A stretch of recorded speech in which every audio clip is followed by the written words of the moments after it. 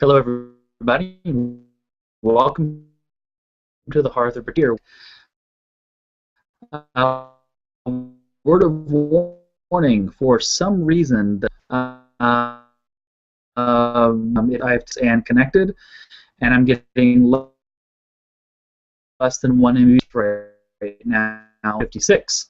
So it's terrible. So somebody else, please give a disclaimer for me. Okay, Give a so disclaimer. apparently, yeah, I'll give a disclaimer. Currently, Rustic Dragon is having issues where he's only being able to upload and download at 1 megabits per second, less than. So there's going to be a little weird hanky-panky going on in the background, and this Hangout is going to not be as high definition as everything else. So, back to you. Thanks, David. I hope it clears up. I will type stuff in and have you guys say it. So in typical Hearth of Britannia fashion, let's introduce ourselves. Let's start with the left. Let's start with Mr. Browncoat. Hello, everybody. Browncoat Jason on the forum, and on SodaWiki, and on the Elysium, and so on and so forth. Been here several times, so.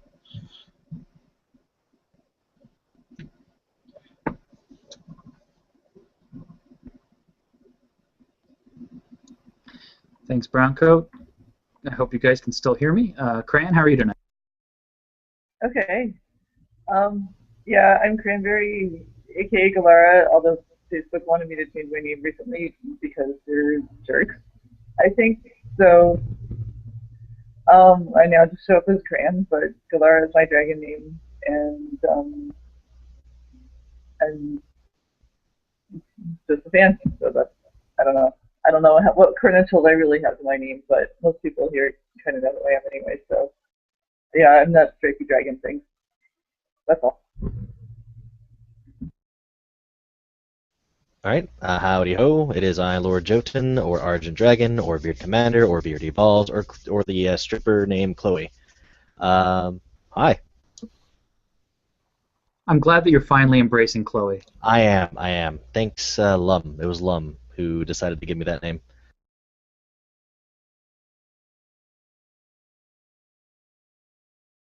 Next up is Frank.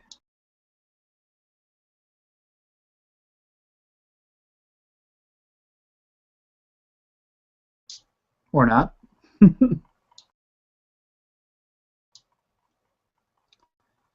Isabel, do you want to say hi since Frank is MIA? Sure. Hi. I'm Isabel and Ludo's mom. And by amount for some. It's nice to finally be here.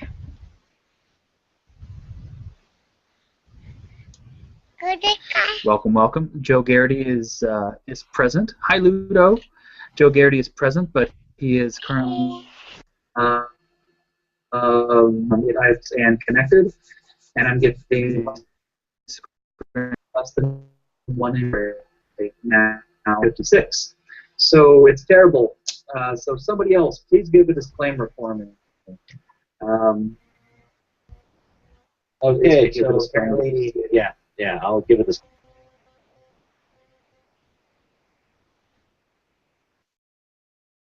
Apparently, I'm giving a second disclaimer. Indeed. David, can you just take over while I try and diagnose my internet? Okay, well, Joe, are you still having issues with your mic? Type in chat. No, I'm not. I don't have issues with my mic. Everything's going really, really well, and I'm glad to be here again. This is going to be a wonderful evening because I'm waiting for all kinds of fascinating and interesting news from Rustic Dragon, and it's good to see everybody tonight. Sweet. Next, Joseph Drayson. I'm Joe Drayson. I run a couple sites for Soda Bricks, and the new Soda Travel Guide, which I've been working on a travel guide for the game. And I still am doing the some Lego-related projects that I've been unfortunately a little delayed on recently, but I plan to get back to that soon. And it's good to see everyone. Sweet indeed. Good to see you too again. Miracle Dragon. 9. Hello, testing. Sorry, I don't have a headset, so we'll just have to make do. But I am Miracle Dragon. In game, you might see me as Liaison Paragon. And I'm glad to be here. Sweet. I believe that is everybody, right? Yep. So right now we're just waiting on Rustic Dragon to get his stuff situated. So, first Dragons meet in a while. How is it, everybody? I think Rustic's a little rusty. Oh, That was terrible. wow! I'm Well, okay. you're such a downer, Jesus. God, there's like some serious animosity in that. I'm doing well. I just I'm behind on many, many, many projects. I see that. Sounds familiar. But, I keep thinking my life's going to slow down, when I finish things up, and it just never seems to happen. You seem happy with what you do, though, no? Yeah, I mean, I like my work. I like when I get my free time. I like it. I've been having writer's block on my Lego projects. That's been my hardest part Oh, lately. I got your Lego. Oh, excellent.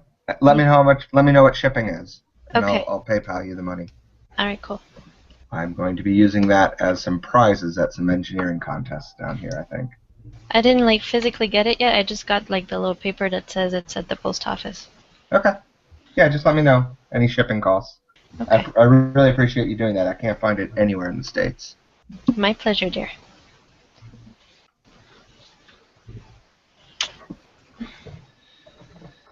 This is an incredibly rough start to a Dragons Meet. Because remember, we're all being watched by it right now, so... The entire world is watching us fumble here, going der. Yeah. So, anybody want to talk about release, the latest notes that came out? I was going to say I can show angry David Peters in Lego form reading. Oh! Rawr. Sorry, I'm wearing red this time. I even found a little scroll so it looks like you're reading something and getting angry at it. The patch notes. No, or the forums.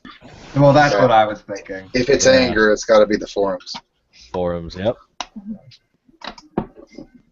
Hey, Cindy. What were the patch notes? I browsed but didn't. I apologize for being. Well, some of the things we got was, well, the biggest thing is Shroud of the Avatar is now going green light on I Steam. saw that. Yeah, I don't- so... I wasn't really sure what the implications of that were. The implications are a lot of people are crying on the forums and saying, we're going to sell our account so that they can get a $25 entry fee on Steam instead of paying the $45 that they have right now.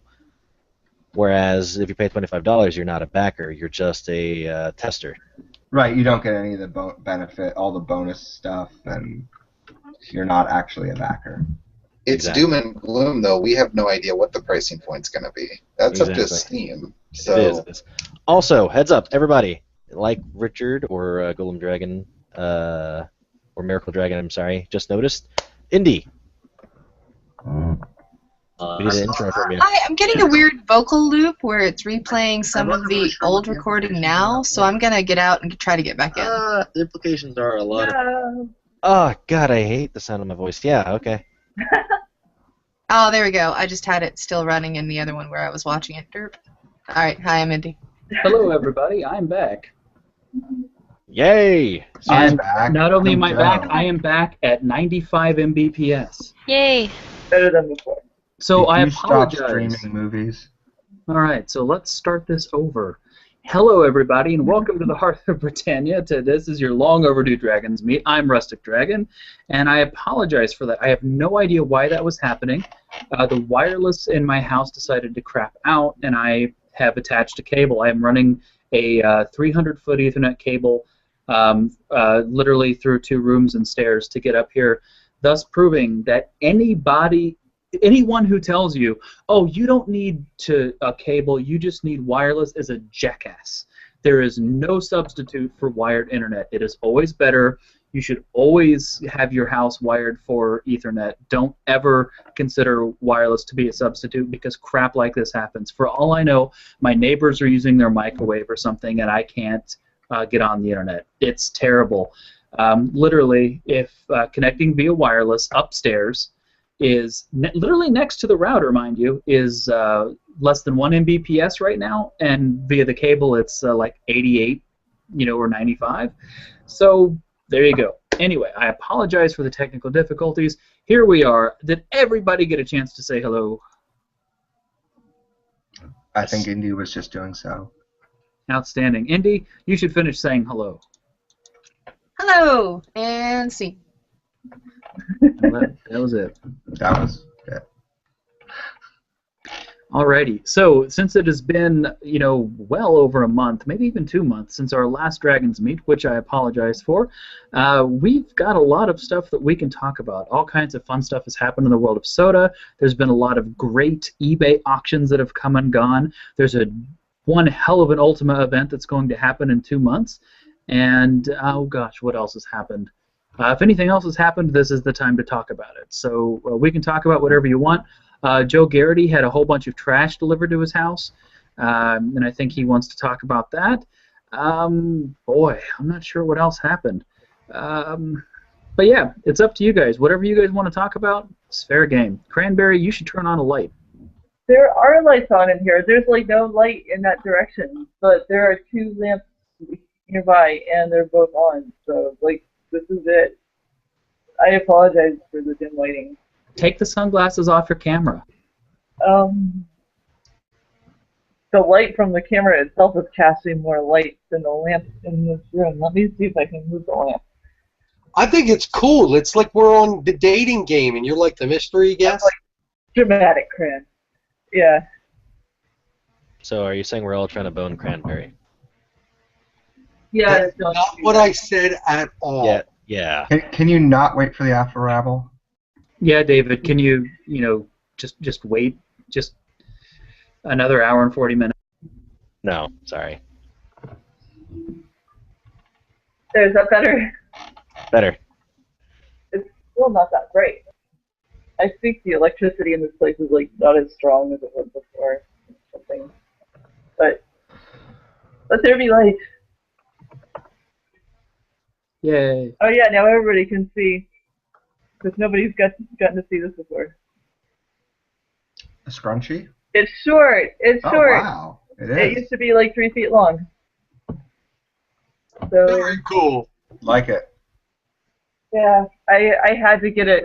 I had to get it out of my way. It was nice when it was long, but it was just getting to be too much trouble to keep after. So yes. But Patrick, you're looking a little less hairy yourself too, so I'm not the only one. It was time. Speaking of hair, David trimmed his beard. I've been spending all this time growing mine out, so I can try to compete with David, and then he just quits the race. He just rage quit. No, there was a legitimate reason. No, there wasn't. Yeah, there was. I was taking longer to actually wax my stash than my girlfriend to fix her hair. So there was a legitimate issue. That's not legitimate. That is what you have to deal with. That is part of it. I am disappointed. I'm sorry, okay. My work, they were looking at me funny. They were making fun of the fact that I had to drink out of a straw. Sorry. Hell, even Star said he had issues with his stash.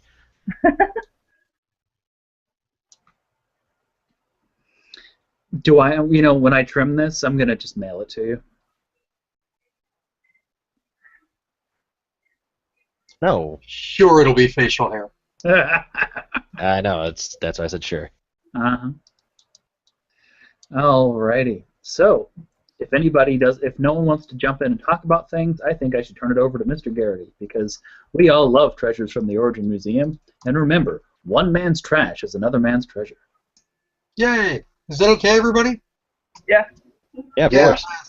Yay, Joe. I have some amazing, amazing news. Amazing. Yes, I just saved a whole lot of money. Never mind. It was kind of bittersweet, but I got an email from Mythic Entertainment a couple weeks ago, basically saying, as you know, Mythic Entertainment in Virginia, a division of Electronic Arts, is closing its doors. And you also know that we are what they have been referring to as the holder of Origin's old property. I had been there in 2007 with the guys from Wing Commander News, and we digitally archived basically all of Origin's holdings, like a half a terabyte of literal data and half a terabyte of everything. They contacted me and basically said, because we're closing the doors, we have some stuff that we think you may want to have. They also told me that they independent emails from our friend Kenneth Cully in Canada, as well as somebody else in California, who independently contacted Mythic immediately upon hearing they were closing, saying, if you're going to close, make sure you contact the Origin Museum and give them the stuff that you guys don't want, which I just thought was absolutely wonderful. So I have 2 separate packages getting ready to get shipped out just to say thank you to those 2 people, because I saw them closing and went, oh, that's really sad, and that's it.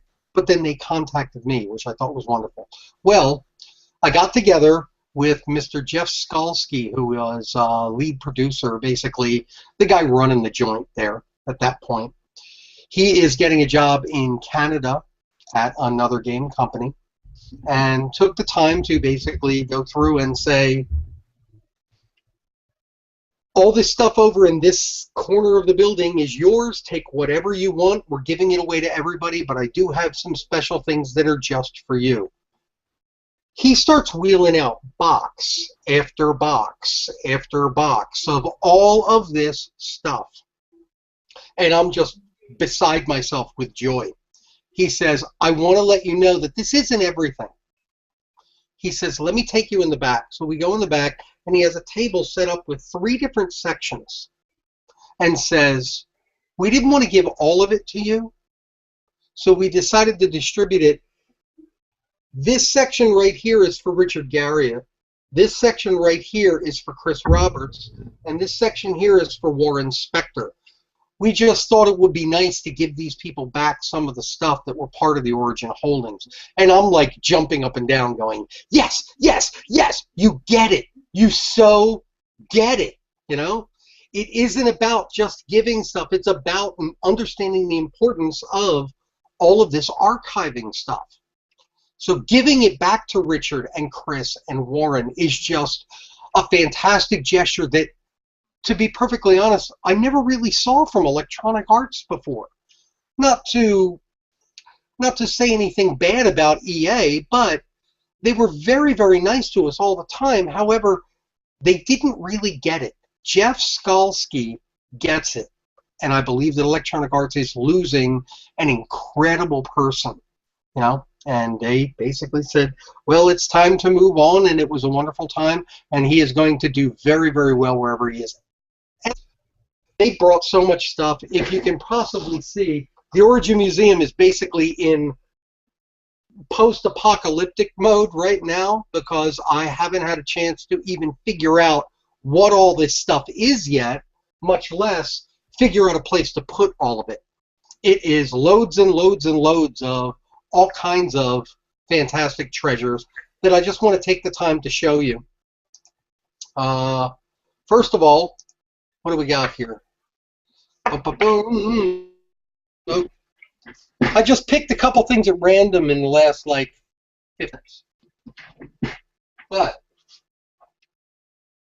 I found this lying around. Apparently this was a giveaway for an Ultima Online game, I believe the 15th anniversary of UO, and it's all hand painted, and I believe these were given out at the anniversary, like I said. But it was just a gorgeous little piece that I went, this has to be held on to. And there was only one. there were a lot of things that there were multiples of. Jeff says, why don't you take anything you like? And no matter how many, if there was a box of things, no matter how many I took, he went, take some more of those. You know, they're going to end up, you know, we're going to end up giving them the goodwill anyway, so take as many as you want. So, as you guys probably have already seen, there are the Ultima Forever card packs. Is everybody familiar with these from Ultima Forever?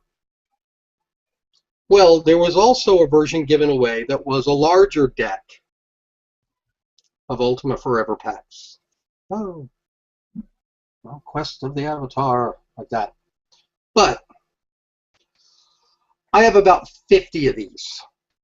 Wow. I got about 40 of these, you know, and they just kept going, take some more, it's fine. So I just thought that was wonderful. Here is another unique item that I just thought was fantastic. This was from Ultima Forever. I hope everybody can see this. This is a notebook. And can you see the Ultima Forever logo on it? And on the back it says, the Avatar's back. Hold it a little closer and hold it very still. So does that mean the book is the Avatar? I believe the concept was Ultima always included an opportunity to take notes. And now we have a book that directly relates to taking notes for Ultima Forever. But as you can see, it's literally a notebook. And I already started writing in it. But I ended up with 3 boxes of these. So I probably have 60 of them. Which, as a strange and wonderful coincidence, people may be surprised at Hobloth 2 that one of the gifts that will be given to them may be one of these, with Joseph's permission, of course. You'll have to pay for it in coins, but maybe. Nothing will be given to you without paying for it in event coins. So there are no freebies. You have to earn it some way or another. Unless you come to the back of my car. No cars allowed. I'm flying. Anyhow, there's so much more. Okay, some of the weird and rare things. Okay. I don't know if everybody's familiar with this, but this is Wing Commander. This is one of the other Origin I never heard of it. hits that they had. You never heard of Wing? Okay. All right. But what a lot of people don't realize is that the tchotchke that came with Wing Commander, the little extra feely that came with them, were blueprints of the ships. This is the blueprint for a Raptor ship, which is just really neat. This is the blueprint for the Scimitar, one of the ships that you actually fly in the game. And this is the original sheet used to make the Scimitar blueprint. This is the one-of-a-kind thing, and I do believe, look at me as my overdeveloped stomach sticks out in the background, I do believe that this is part of the set of 4 that that Mythic actually had on their premises. I was contacted by Ben Lesnick, who now works for Roberts Space Industries. Chris Roberts is putting out a new game, and Ben is working for them, and he said, yeah, we have the other 3. So that one I'm just going to mail to Chris Roberts and go, there's no sense of Mythic sending you those 3, and they accidentally sent me the other one. So that's getting mailed off to them to go, here, you guys deserve the whole set. And they'll be able to put it in an expensive frame when I cannot. Among all the stuff, I have more Warhammer stuff than probably any human being alive now. So there's so much Warhammer Online in here that I'm being totally honest. I don't collect Warhammer. If there's any Warhammer Online people who missed the game and want all the tchotchkes, they're yours for the taking. But I found all kinds of, obviously, non-Origin stuff in there. And this, I thought, was a very, very interesting little package. This is an EA game called Hot Pursuit. And this was called the EA Crew Edition in 2010. Apparently, there are 7 exclusive cars from Hot Pursuit that were not included in the original game. They were only given out to the crew members, the people who made the game. This is a sealed DVD of that Crew Edition. Now you say, oh, it's only 2010. It's not really that old. It's not really that rare. I just saw that on eBay these are selling for over $100 a piece. Just because anybody who's a fan of it, these are cars that you can't get anywhere else. So in 20 years, this may be actually, you know, this may be a relic of the future, and you're getting to see it today. What else do we got? All right, here's some more weird and wild stuff. This is just an example of some original artwork that was in some of the boxes. This, I believe, was from Ultima Online. I believe this was probably Lord Blackthorn's Revenge. And what I think is so interesting about it is that there's a very small chance that Scott Jones of Shroud of the Avatar might have actually drawn this one. There are hundreds of these. I definitely have over 100 pieces of artwork just like this. I just want to throw out there, Joe, Scott Jones being the art director for Ultima 9, the concept artist for Ultima 9, a concept artist for Ultima, and interface artist for Shroud of the Avatar, is going to be at the Hobloth. So everybody who's going to the Hobloth is going to get to meet Scott Jones, and Scott Jones is amazing. He is everything that you want in a famous game developer. He's ebullient, he is positive, he has fantastic stories, he is just an all-around nice guy, a really great, a great game developer, and an incredibly cool human being. He is so humble it hurts. Say again?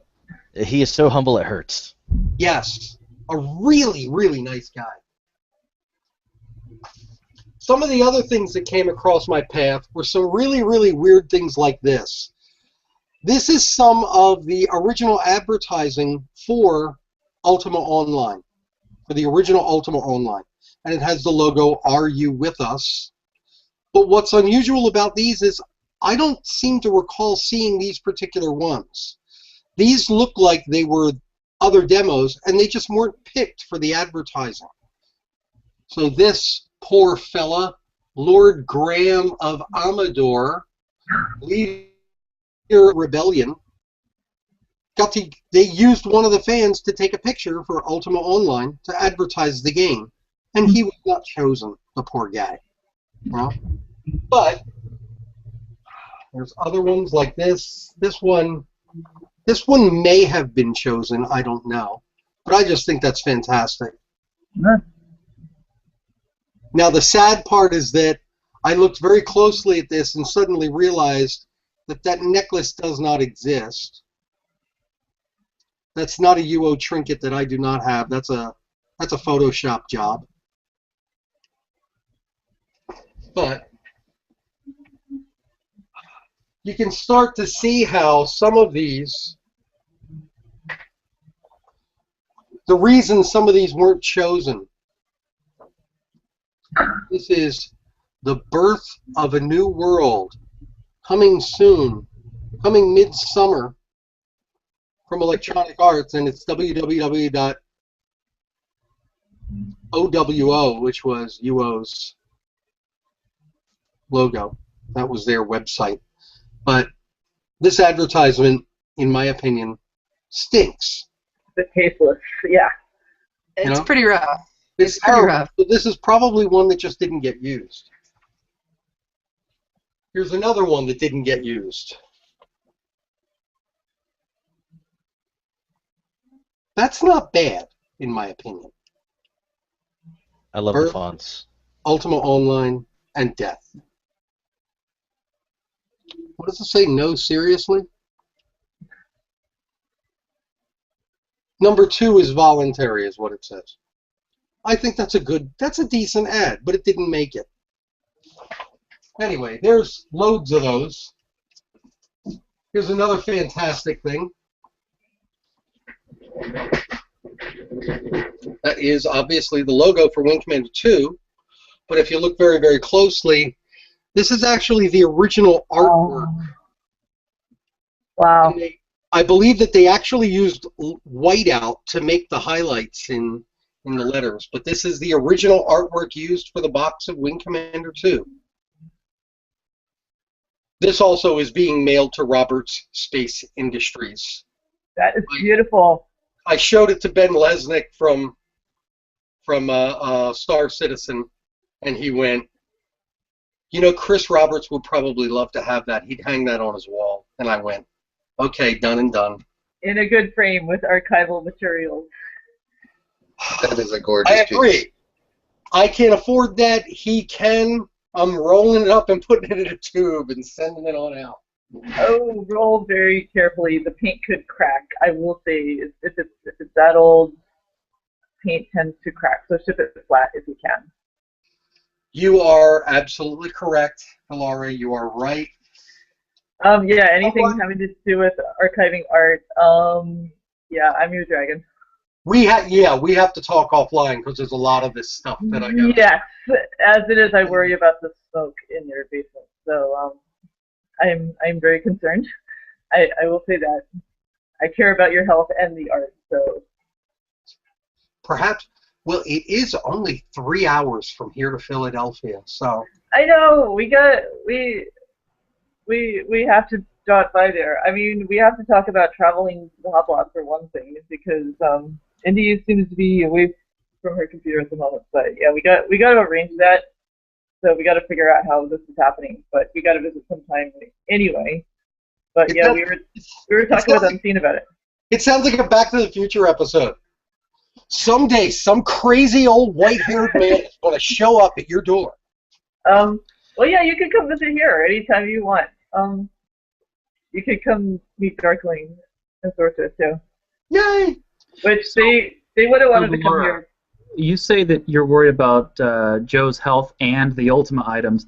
I'm not worried about Joe's health. He made the decision to smoke. The Ultima items don't get that choice. I know. Same the Ultima things. Secondhand smoke. They don't get the choice, Joe. They don't get the choice. I can't believe I'm getting yelled at during my segment. We just love you, Joe. You guys all love me. Hi, kitty. Okay. As you guys are probably already aware, Joseph T. honored me beyond my wildest dreams with having Richard Garriott himself make a trade with me online at one of the earlier Hearth of Britannias.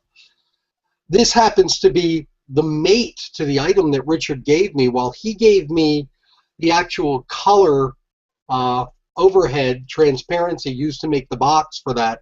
This is a transparency which I believe was used to make an advertisement for a magazine for Ultima 5. It's in black and white intentionally for the printers to be able to print it in the magazine. But the thing that I think is the neatest is if you raise this all up, it's a black and white version of only the original artwork. Ooh. So that's really nifty to me. Oh, that is something else. I just think that's like super duper cool. Finding a way, Awesome. to present this properly is something I would love to talk with you offline, Galara, because the original one that I have that Richard actually gave to me, when it showed up in the mail, I was like beside myself going, oh, this is so cool. Look at this. I can't wait to put this in a frame. And my wife, Paula, says, well, how are you going to present that in a frame? The cool part is that the levels all come off with each. We've done things like that. There's a way to do it where you can see that they're layers. Wonderful. Yeah, I know But exactly that was her how to main do it. concern. It didn't even pop into my head. I'm like, I got to get this in a nice frame, and I got to get this done.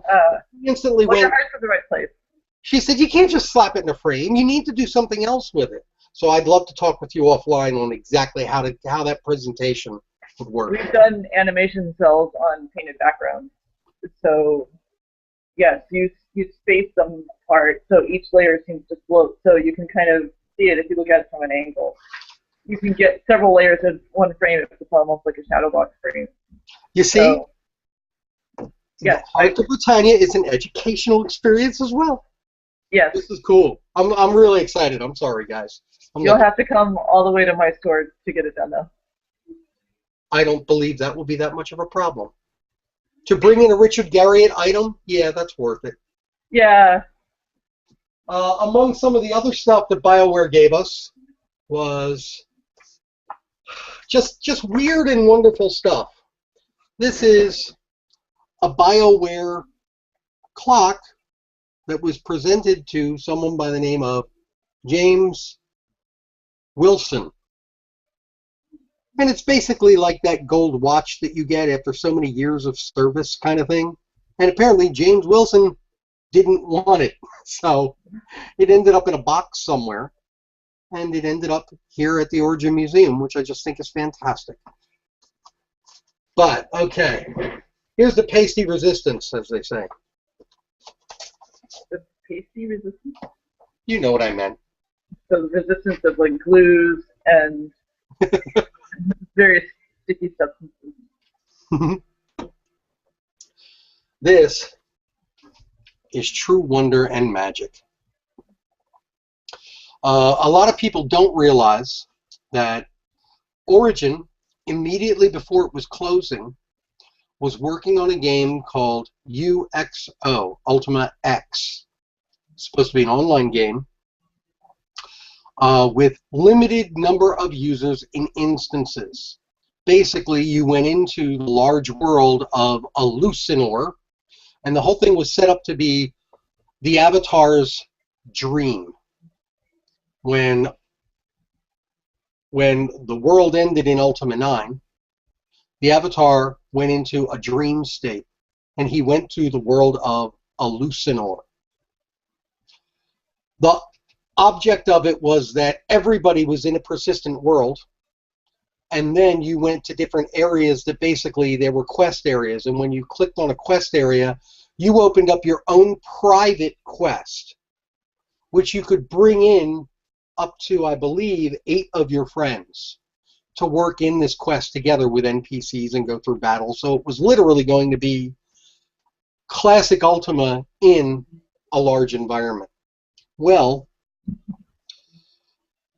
the game was canceled, basically because Origin was closed. They brought programmers and developers over to California to continue the work, but because so many of the developers decided not to move to California, the concept was stalling, so they just canceled the whole game. In my hands, I hold one of the treasures from UXO. There were never any physical items made except for this.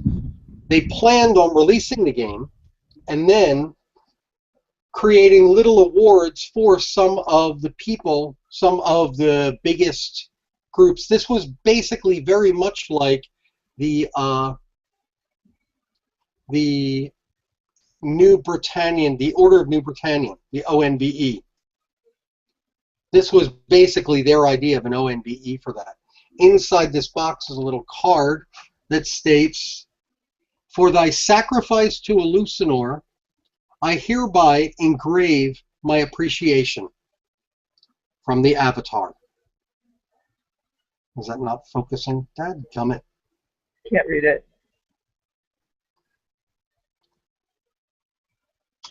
Focus! Yeah, we're gonna need high-res scans of Oh. There that. it goes. It was sharp for a moment. And there's kanji underneath of it, so they must have intended on giving it away in Japan. Oh. But Were there this has to be one of the most beautiful Ultima-related items I have ever seen. Let me take it out of its little plastic baggie.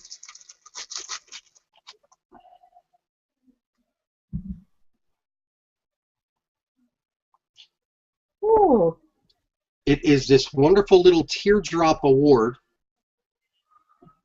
little glass award, but it basically is completely iridescent, green, blue, red, you know, and goes through. They were all hand numbered. This one happens to be number 30. That is amazing. That's glorious. And it says, "For thy sacrifice to Elucenor, I hereby engrave my appreciation, the Avatar." Were But they it planning is, different ones for it's a different? jewel. It's absolutely beautiful. The only other person that I know of who has one of these is Mr. Stephen Emond. He was given one by another EA employee.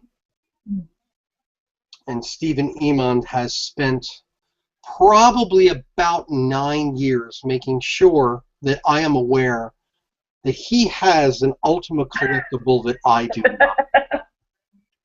So now we're finally even, and I finally was able to acquire one, which I just thought was absolutely phenomenal. But That That's needs to gorgeous be piece. mounted on a spinning pedestal in the center of your room, so it just changes colors. there are some other things from UXO that I was able to save, you know, and although EA has was not really into UXO, I still think it would have been an absolutely phenomenal game. What else do we got here? Do I have any more time? You have as much time as you would like. There is no schedule today. Basically, after you're done, it's going to be a belching contest. All right, I'm done then. I hope everybody liked it. Like I said, huge amount of stuff here. That was Next, fantastic. Who was that? me. Wow. Who's next? No, seriously. If you have anything more, Joe, you're welcome to continue. Okay, I got one or two more things if that's okay. Has everybody heard of Wing Commander 3? The full motion video thing and all that? Well, this is weird, but it needs an explanation, but it's so cool.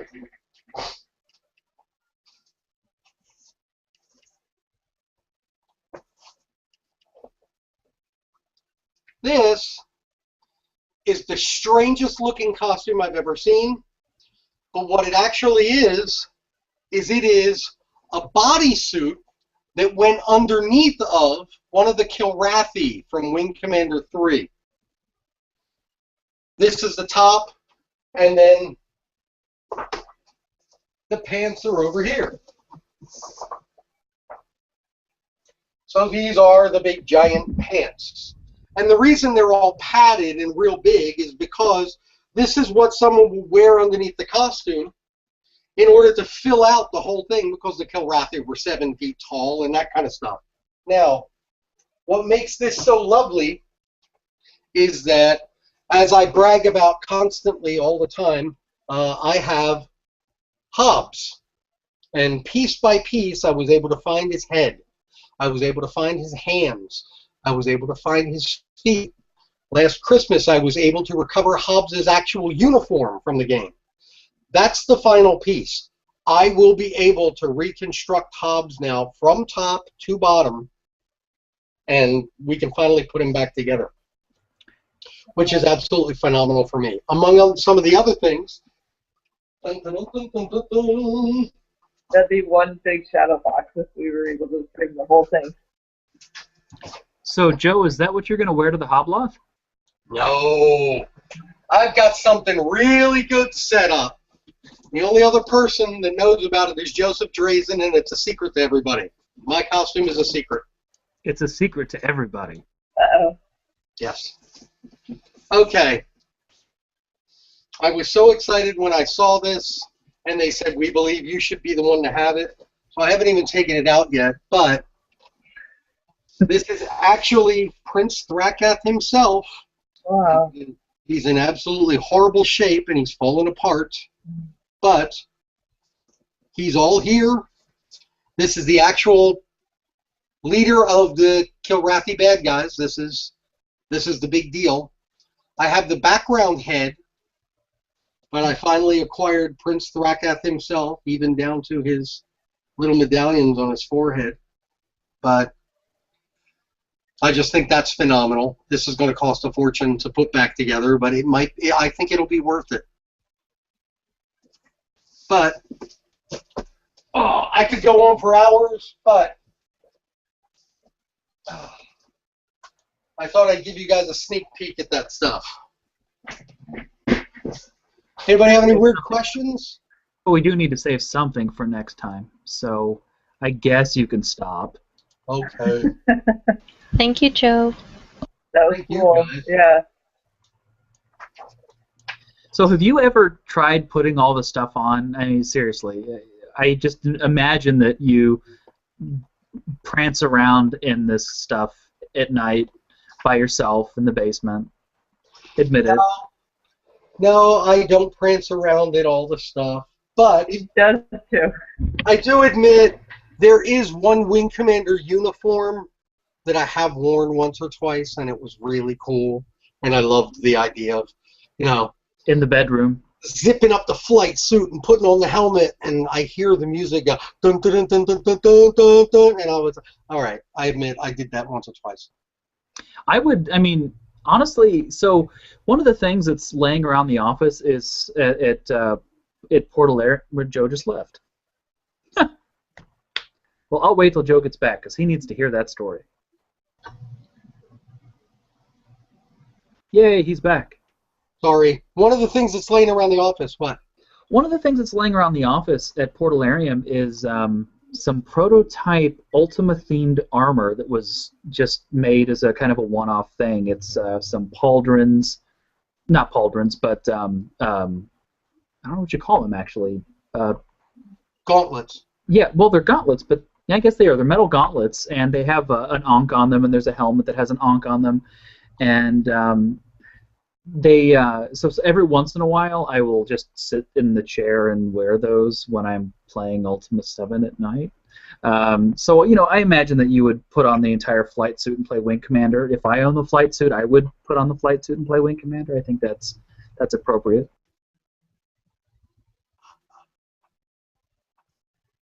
Put on to bigger and better things.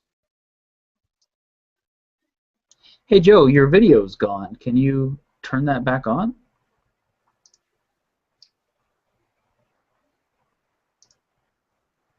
How's that? Yeah, for some reason, Google is still showing you as black. Is he black for everybody else? I see him. I see him. Weird. Seems fine. I don't see him. I only see his picture. You can't see me, Joseph? You can't see me at all? No, when you No, talk, the really screen is weird. black. I can't that's so strange.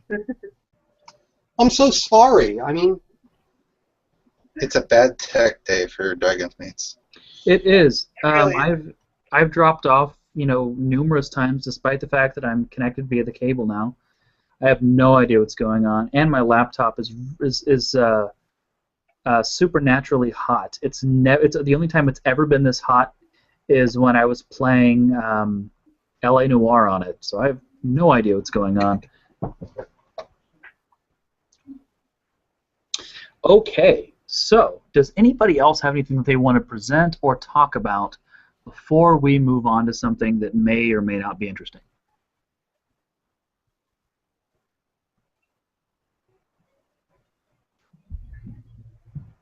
Well, there's a story that I could tell, but I don't know if it's that interesting. You're going to have to speak up and say that again. Okay, well, there's a story that I could tell that I've been thinking of lately, but I don't know if it's that interesting. Please do Tell us tell. the story. Okay, as long as everybody can hear me and understand me. Just speak loudly, slowly, Blah, blah, clearly. blah, blah, blah, There you go. blah. Okay. Well, okay, it has to do with Ultima eventually, but it doesn't start out that way. But I've been thinking about telling the story here anyway, but it was back when I was in high school. I was in about 10th grade. Actually, I'm pretty sure it was 10th grade, 93 to 94. But back before I'd met anybody who'd even heard of Ultima, I was pretty much the only computer gamer in my entire town. And I know some of you here can relate to this, but yeah, before I had access to the internet, and it was a pretty solitary pursuit to like something as niche as computer RPGs, much less the specific one. But that aside, I want to tell about a teacher that had a really big influence on me when I was in high school, and she was a really cool teacher. She taught geometry to our class, and it was her first year teaching geometry, so she was like learning how to teach it as we were learning how to learn it, and we were like her most advanced class.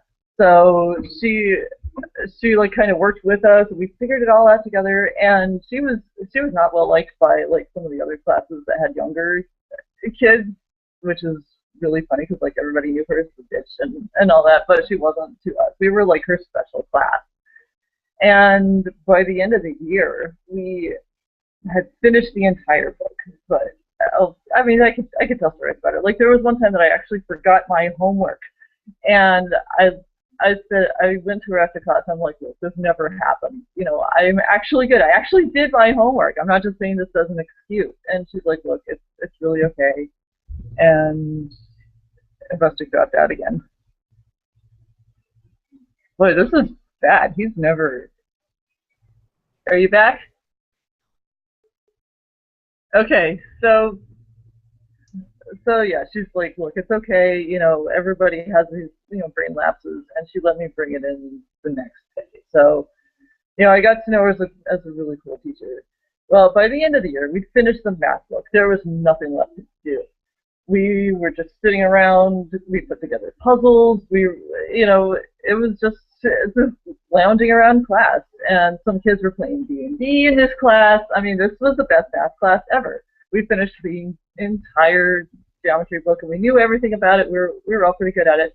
And so one day we were just sitting around, and I think this was finals, but we'd already done it. So somebody had a big map of text, and one girl was saying, oh, I used to live here, and pointing out different places that she'd been to and all that. And my teacher said, oh yeah, and I used to live in Austin, by the way. And I'm like, really? Austin? Because one of my favorite computer game company is there, thinking, what does she know about computer games? And she's like, really, what was the name of the company? And I said, Origin Systems.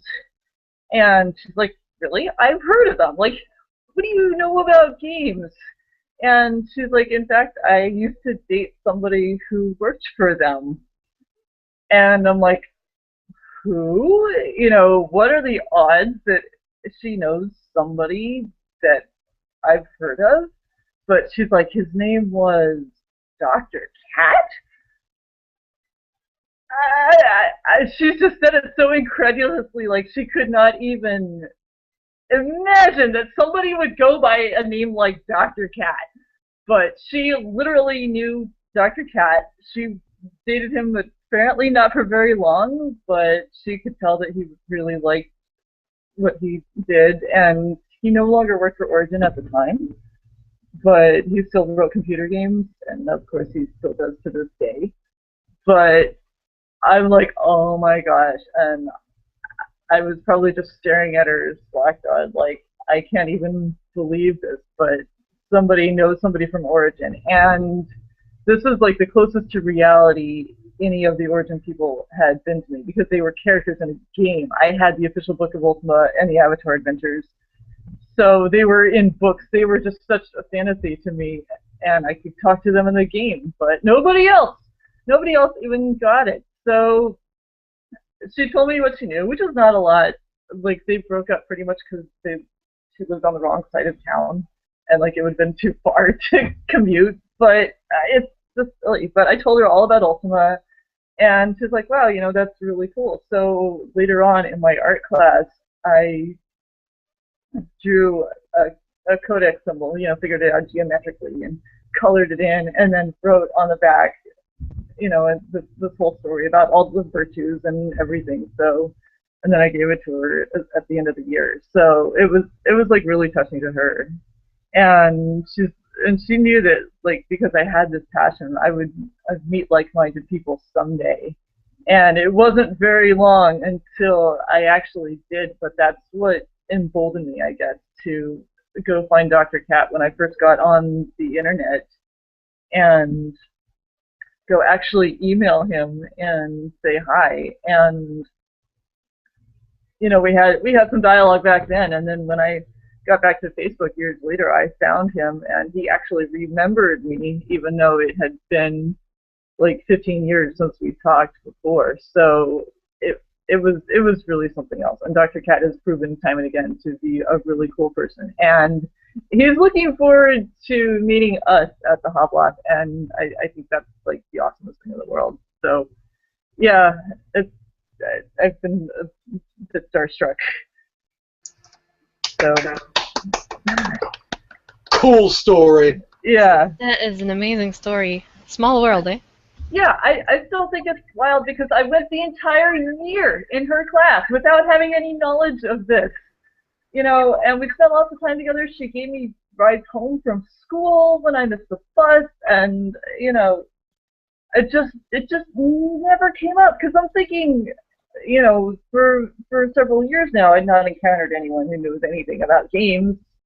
So what are the chances? So the moral of the story is, Tell about your passion to everybody. 6 degrees of separation to Dr. Cat. That's the moral of the story. Dr. Cat has dated someone that everyone knows. And now the girl's me wife. Sorry. Now the what? Never mind. Okay. Hey, Yeah. Jess, we Yeah. don't have you on video anymore. I don't know. I see everybody. You see Joseph? So the interesting thing is, after I got kicked off the last time, Joe Garrity came back, and now I can see everybody. But apparently, I don't know if you guys can see or not. Hopefully the people on YouTube can at least hear me. We can hear you. I can see you. I don't know. I can't see Miracle Dragon. And I can't see Joe Garrity and Joseph, basically. The other ones are all there. I can't see Joe Garrity, Richard, or Joseph.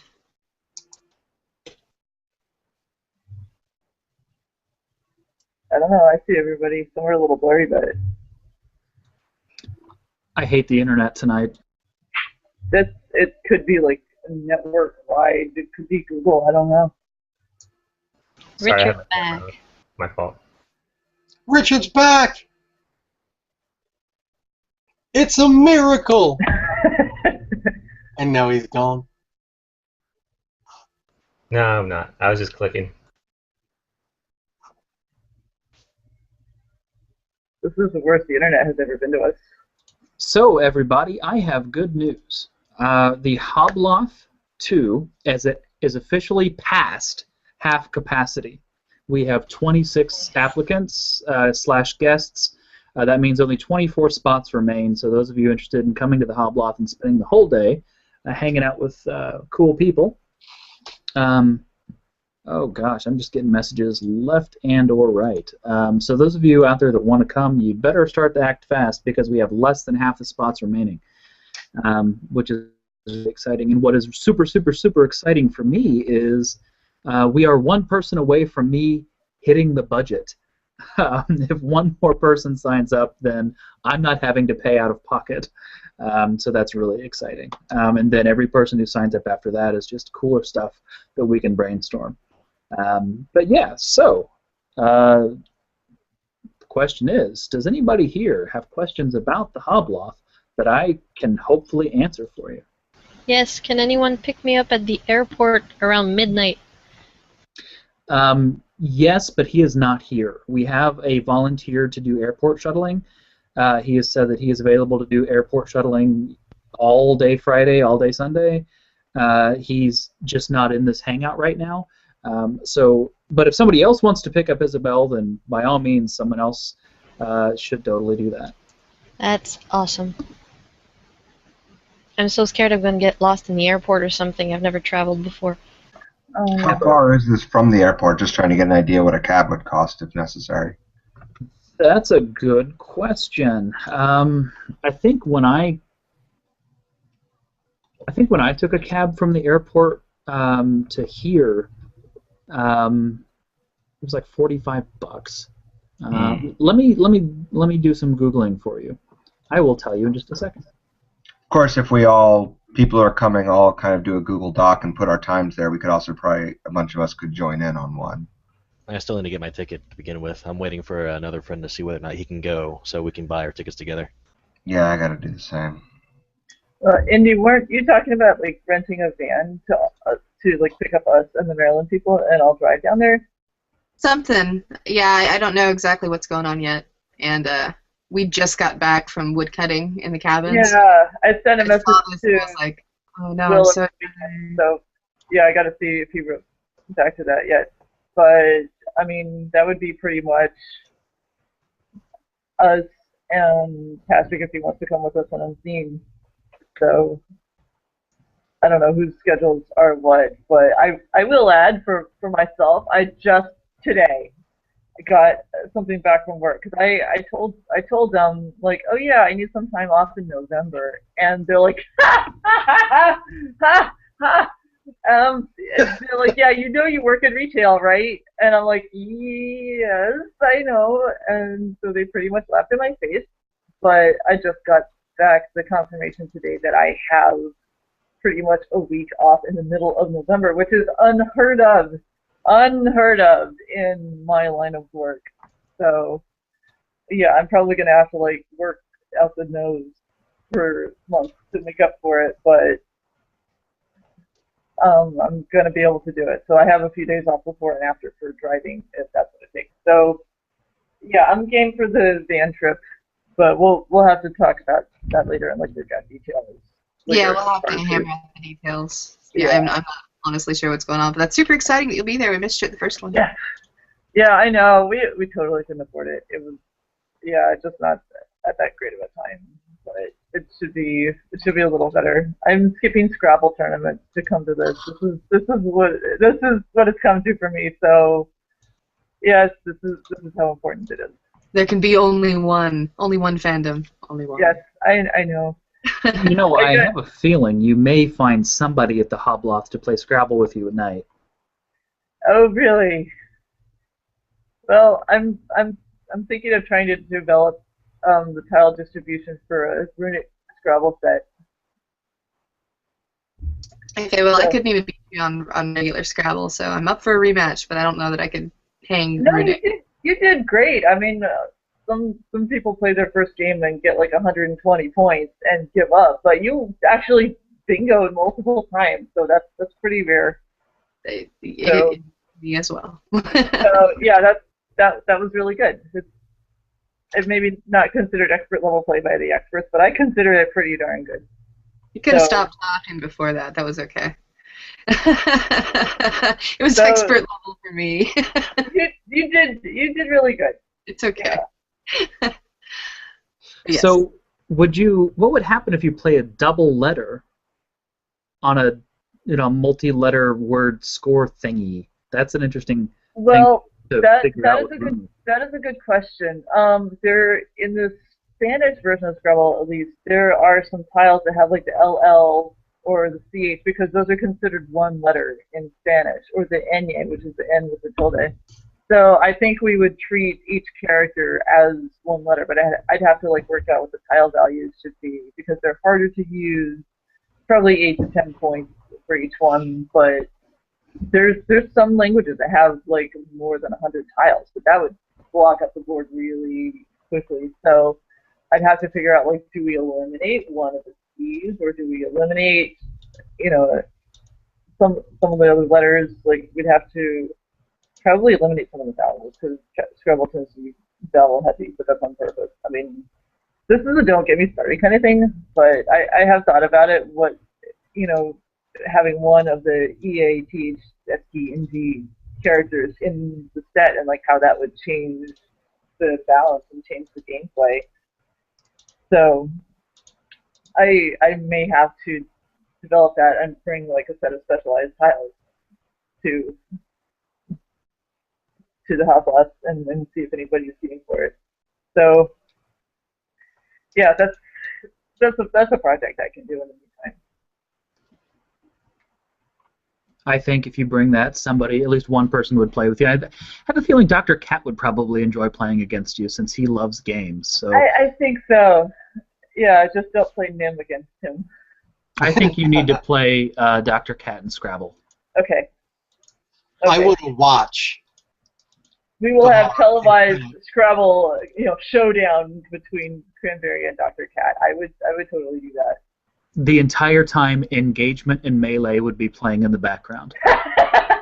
The challenge is who has the stamina to listen to that music for the entire time. At one point, somebody would be like, I give up. The entire time, Captain John's hornpipe is playing. Oh no! Oh no! I would be done after 3 minutes. I know your weakness. Oh no! I don't mind one playthrough of Captain John's hornpipe, but after like the 50th one, I would be like clawing my ears out. I think. Too bad I don't have a musical instrument close by, which is very rare for me. You're lucky. You? No music around. Oh man. So, as you guys, those of you who've been following the Hobloth have noticed, I've been giving special announcements and updates about the Hobloth at a rate of 1 per day, with the exception of announcements regarding attendance. I've been announcing those as they come in. I will tell you guys something special that I'm going to announce to the world tomorrow. So I'm going to announce it tonight for those of you watching the Dragonsmeet. But it'll go on the website tomorrow officially. Rule number 5. I believe it's rule number 5. Let me double check. Double check my own rules. Actually, this is a decree, so this is like a super rule. Decree number 5, thou shalt not whine. There's no room for entitlement. There's no room for whining.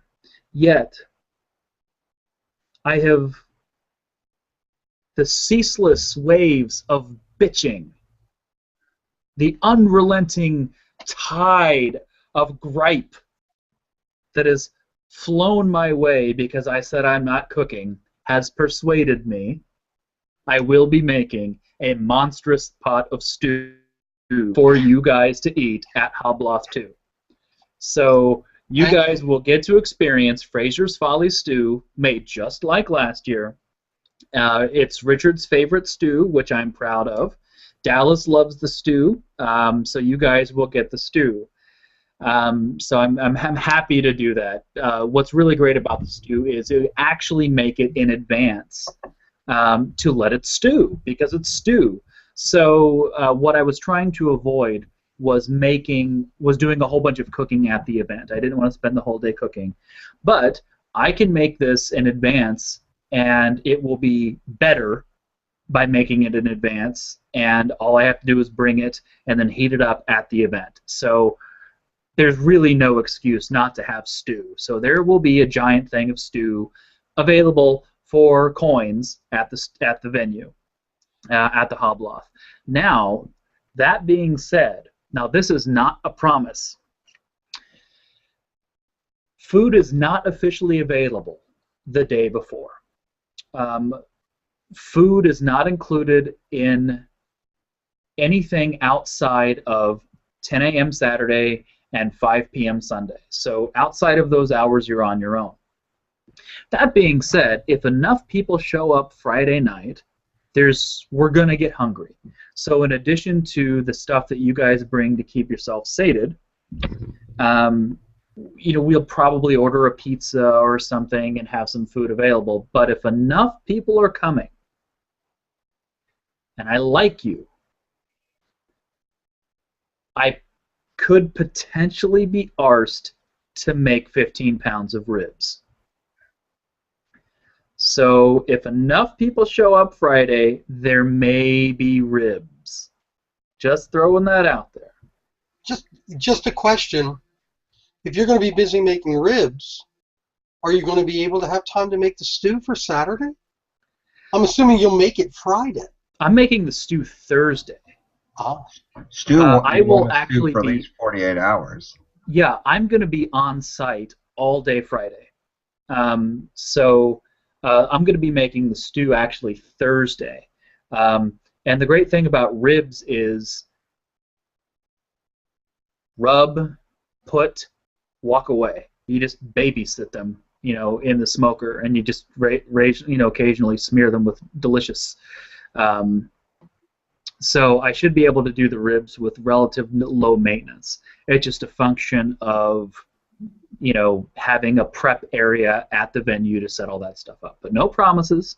We'll see. But if no one's coming, then who knows?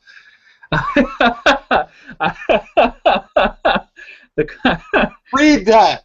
The comments in the side here in the chat that are amazing. As I was commenting about ribs, and Joe was, trying to get my attention there. Indy said that the ribs were orgasmic, and if Joe says anything that costs her ribs, she will end him. So, don't say that. Don't question whether or not the ribs will happen. Just accept the delicious ribs. All right. So again, no promises on the ribs, but I will see what I can do. The one thing that the reason that I have not yet made ribs in Austin is because I don't know where to get them. I've made these particular ribs a good half a dozen times, and the difference between them being to die for and them being very underwhelming is where I buy the ribs. The very first couple times I made them, I got the ribs from a local butcher shop in Indianapolis called Joe's Butcher Shop.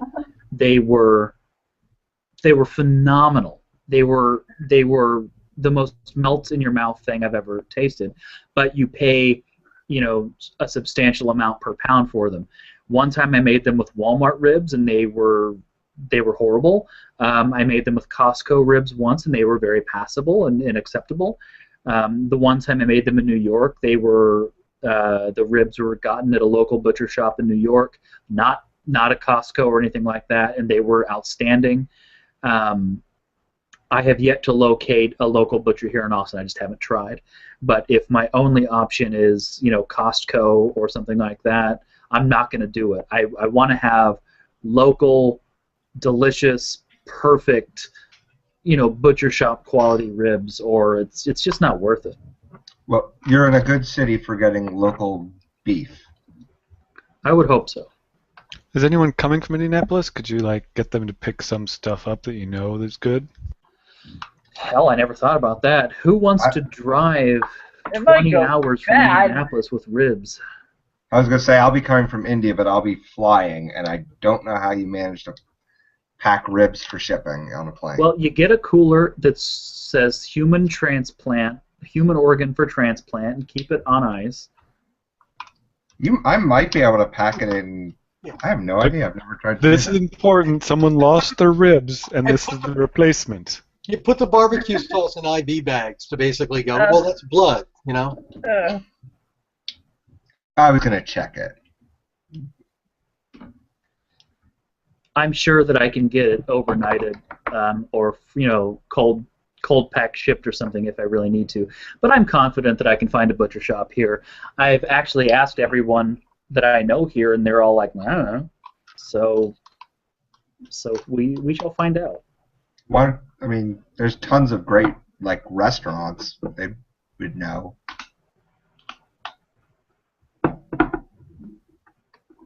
For ribs. Cool.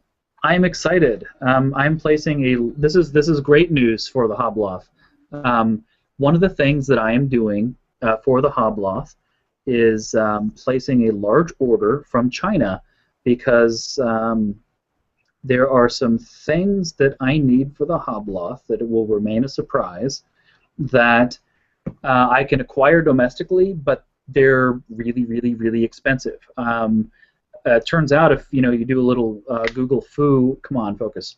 If you do a little Google foo on Alibaba, you can sometimes get custom-made things a lot cheaper if you're willing to order a minimum amount.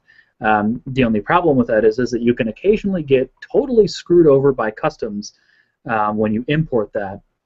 But I was just confirmed that the manufacturer is he considers what he makes to be toys, which is good because toys don't have a duty. Meaning, I'm not going to have to pay, basically twice as much for these items because of customs. So that's a very good thing for the Hobloth and the budget. At least I'm happy. I hear China has great deals on moat monsters too. On what? On moat monsters. Moat monsters. Let's get a moat monster. I requested 2 for my cabin. So, there's one particular attendee who's requested a kindly lass with flexible views of morality. I'm wondering if I can get that from China too. I hear you can order them. Wow. But I don't think that those are considered toys. So I will have to pay customs on that. Not if you rent. Not if you rent. Oi, oi, oi. So, Seth and Browncoat, I expect both of you to be at the event with notepads or video or little digital recorders or videotapes or whatever the entire time, writing down everything to effectively double the quantity of text in the wiki. My brother actually has a pen that records, and when you take notes, it takes timestamps of when the notes are, so you can tie the notes back to the recording. I'm planning on bringing that. That's awesome. So, of course, all I want to do is fart into it. So, because that's what I do. And then I'll make a little sketch of you farting, and then right. whenever I need to replay the fart, I can just tap the pen on the picture of the fart. It'll be great. So we can post an event recap with the exact times that I flatulated loud enough for Seth to hear it. Yep. It'll be great. As long as we're on that topic, that was actually a question that I had for Hobloth 2. Will Hobloth 2 be videotaped in any way, shape, or form so that we can later relive our adventures? That's a great question. So, about that, while I tried to stream the first Hobloth as much as possible, there was one point where there was just some technical BS going on, and I wasn't available to diagnose that. And eventually the stream was just killed. Given that this is going to be taking place out in the middle of nowhere with no wireless internet connectivity or anything like that, our only option is to try to use 4G. And while Richard has actually volunteered, he's like, well, you can use my 4G modem, which I really appreciate. It's going to depend on how many people we have willing to try to just work with that. I'm actually wanting to err on the side of not trying to set up any technical difficulties. I think I was going to finish off with that. Yeah. I think they should hire a camera person just to document the whole thing. Like, how hard would that be? As long as it's not using Joseph's internet connection. Because of what just happened right there, I'm not wanting to try to broadcast at all. It's just going to be too much technical setup. I'm more worried about Britannian props and quests and food than I am about trying to incorporate any type of technology and screens and all that fun stuff is not only immersion breaking, but it's just another layer of stuff that I have to deal with. That being said, photography is allowed if and only if you bring a 35mm film camera and you dress as Jimmy Malone from Ultima Savage Empire. That is the only way photography is going to be allowed at this event. That's good, because I was going to bring up that for a lot of us, I mean, it is essentially LARPing, which a lot of us have not as much experience with. It sounds amazing. It's going to be so much fun. But it'll be a lot easier to get into character and stay in character if we don't think that there's a mass of surveillance cameras canvassing the area. Right. Did you think cameras are not allowed? I'm joking. Oh, thank God. Did I just say that cameras are not allowed, Joe? I said you can bring cameras. Especially for all the bee cave people, they might not want too many cameras. That's right. So, no, seriously, cameras are, you're welcome to bring cameras. There's going to be, when I send out invitations, I'm going to include little, etiquette information for people that basically says, if you've never done this before, this is some etiquette to follow, and all that stuff's going to be included in your invitation. But with respect to cameras, YOLO is going to be there. Lord British is going to be there. Dr. Cat's going to be there. Of course you're going to want pictures with Who would not want pictures of that? So photography is certainly allowed. It's encouraged. But what I is people walking around like this the whole time. Please do not quest through your phone screen. I really would prefer that people don't walk from places. There's, as you guys can see from the schedule, there's questing time, and then there's not questing time. During not questing time, you are welcome, encouraged, and happy, and very much encouraged to take as many pictures and videos as you'd like. But during the questing, I kind of keep it put away. There will be plenty of opportunity for pictures and all that fun stuff. That being said, there may be one designated person with a nice camera taking pictures during the questing. But ideally, I just try not to, like I said, don't quest like this, right? That's not fun. But yeah, no, cameras are allowed. You can take pictures. With people's permission. Hey, I'm about to tell this really embarrassing story about the time that Joe Garrity peed on the electric fence. You should ask, Joe, do you mind if I videotape this, knowing that it may end up on the internet? So just be polite. All that stuff will be explained. But basically, if you're going to do a movie of someone telling a story, ask permission first, and then make sure that you have permission to post that on the internet. Not saying what happens at Hobloth stays at Hobloth, but what happens at Hobloth stays at Hobloth. That sounds fair. I was gonna say, like, should we look at hiring somebody to photograph and/or video the event who's not participating, just so they don't get in the way and it doesn't spoil like the fun of somebody who's there but wants to record all this for posterity? Like, would that be really expensive though? It's not in the budget to pay for it. However, there is a guy at Portalarium named Bren Wilson who is the best photographer in the building. I haven't asked him yet, but I'm going to ask him if he would like to dress up as Jimmy Malone and be our photographer. Oh, that's fun. Yeah. So, and that is, he'd get food. All the beer and food that he can drink. Of course, he's a CrossFit guy. So I don't know how he's going to want to drink, how much he's going to want to drink all the beer, but I think the protein at the feast might appeal to him.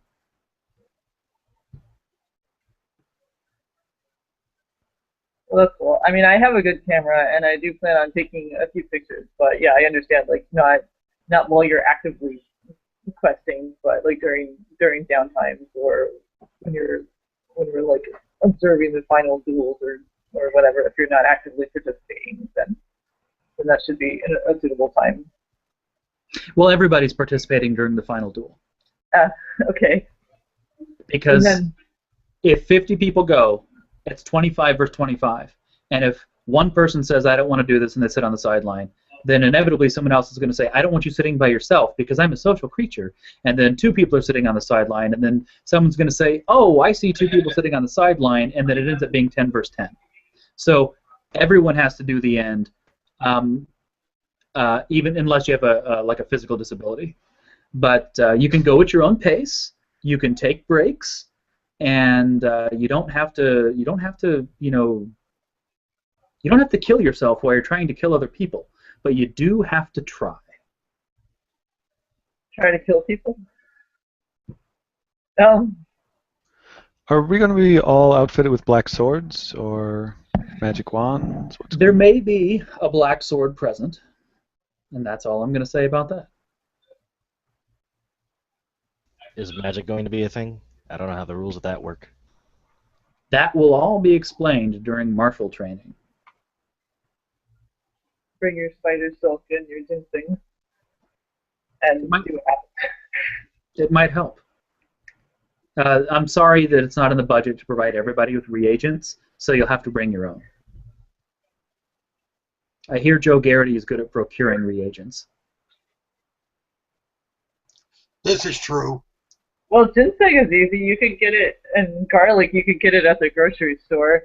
Yeah, try finding mandrake root. Yeah, fresh out of black pearl. Yeah, spider silk, there's probably some in the corners of the room here. My wife's going to be angry when I rate her jewelry for black pearls.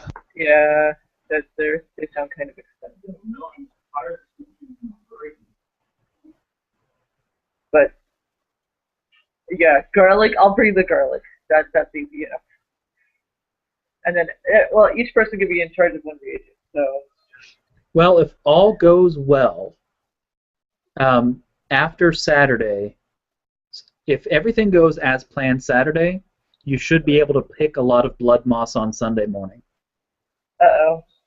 Because it'll grow from the blood of still blood of warriors on the battlefield. That is the plan. Nightshade mushrooms might be a little harder to find. So, anybody, if you're musical, if you have a story, if you have a fun story to tell dramatically, if you have poetry, if you have a song to sing that's Ultima related, you're encouraged to bring that and do that. There will be a theater stage set up where people can perform, and there'll be some designated time for that. So if you have any type of dramatic performance you'd like to put on, if you want to do the Passion Play from Ultima 7, or if you want to do the Britannian Theater Troupe play from Ultima 7, where you just basically say, name, job, buy, you're welcome to organize that, and you will be given time and time to do that. The Passion Play will be so damned cool. I think Joe just volunteered. No, I didn't. I just... Never mind. No, I heard him. He volunteered. Speaking of Passion Play, which makes me think of Jethro Tull, because that's what Passion Play was inspired by in Ultima 7. Jethro Tull, being a famous flautist who was known for wearing codpieces on stage, Stephen Donnelly the other day was talking about medieval garb, and he said, "Oh, I need to get one of those leather cock block things, the." And I said, "A codpiece?" And he said, "Yeah, that's it." So if anybody does the Passion Play, you must wear your leather cock block thing. Is Stephen Donnelly going to show up like Jareth from Labyrinth? David Bowie? Oh, God. Never thought. That would be interesting. I have no idea. Stephen has expressed interest in coming, but we haven't decided exactly how we want that to happen yet. Preferably with a leather cock block thing. Well, have you invited Felicia Day yet? I tweeted her. I said, "Hey, you should come to this thing." Excellent, excellent. She'd look good in a codpiece. Any reply from her at all, Joseph? No, not at least not that I know of. I have not had a tweet yet. She could be one of the bee people. I don't think anybody would mind.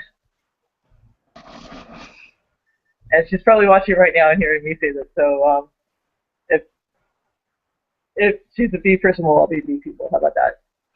Well, let's put it this way: if Felicia Day says, "Hey, I'm coming," that would not be a special announcement. It would be a surprise for people who attend.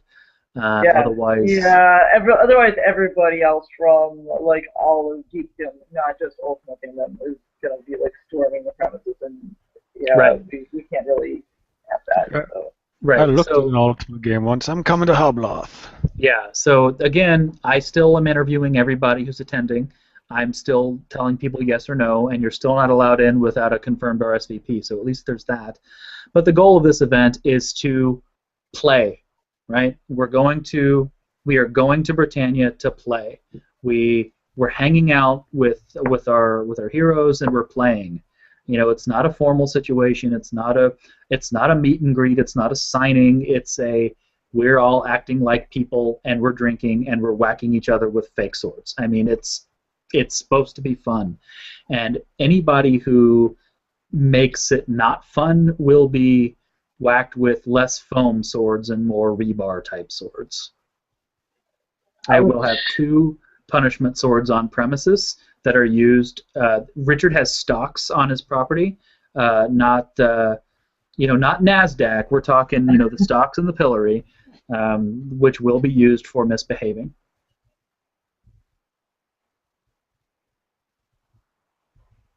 Sorry, Chloe.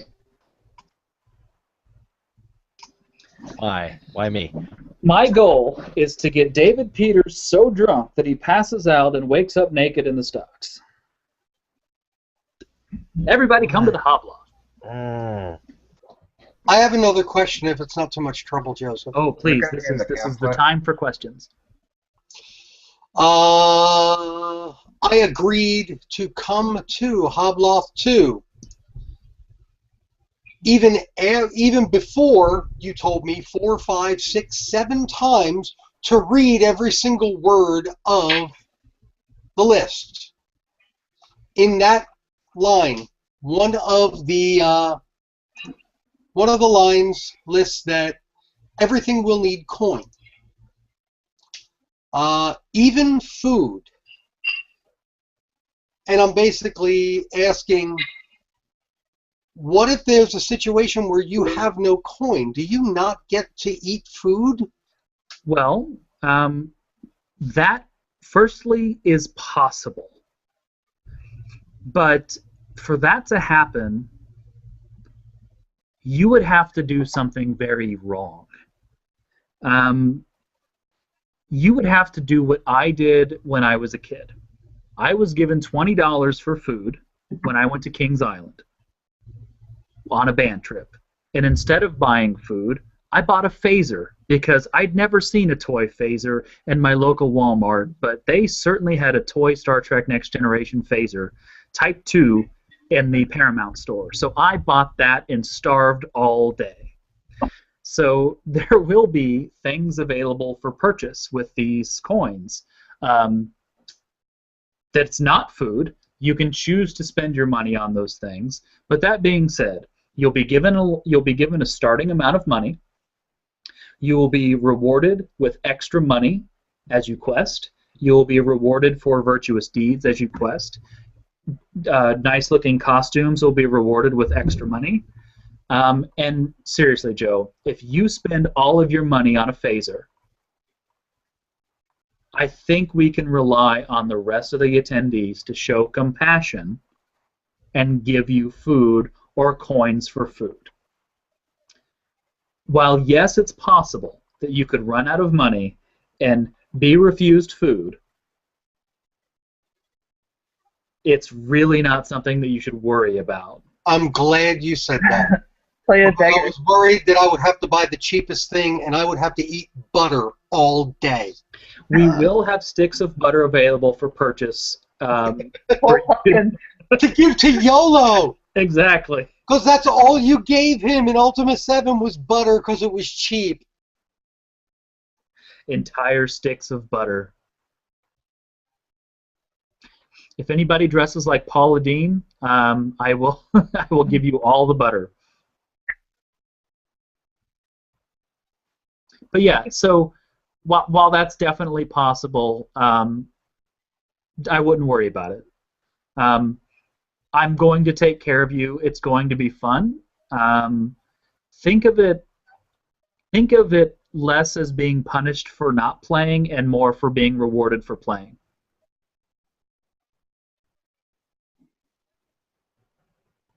Any other questions?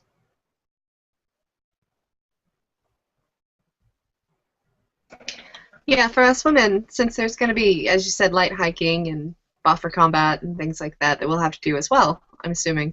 The normal long skirts, heels kind of thing won't work, so we need to do more of a fighter type outfit for us, right? That's not for me to say yes or no to. That's up to you. I mean, I'll wear a skirt if you want. I will say this. The hardest part of garb, like the last thing that most people get when they make a costume, is their shoes. And to me, there is nothing tackier than seeing someone dressed up in medieval clothing with bright white tennis shoes. I hate that. It is like my biggest pet peeve. Like, if you want me to just blow a blood vessel, take me to a LARP event where everyone's wearing bright white tennis shoes. I will be very angry. That being said,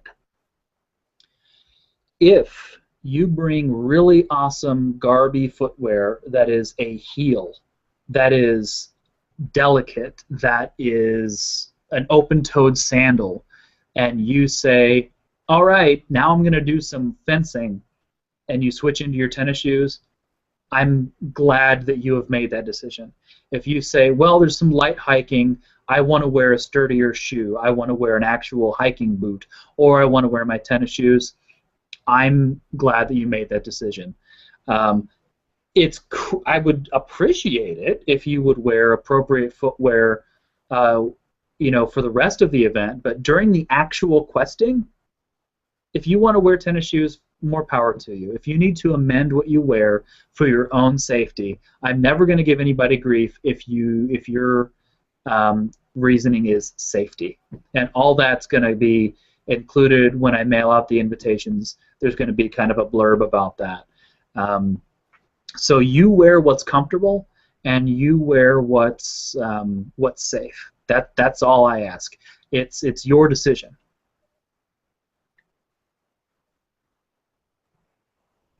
I hope that answers the question. It does. Thanks. Yeah, like I said, I'm going to take care of everybody. Don't worry. It'll be, oh my God. I may have to draw the line there, Isabel. That might, I don't know about that.